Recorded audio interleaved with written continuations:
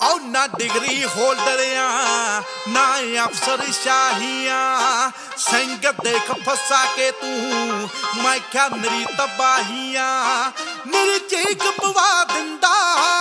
ਆਦੀ ਨਹੀਂ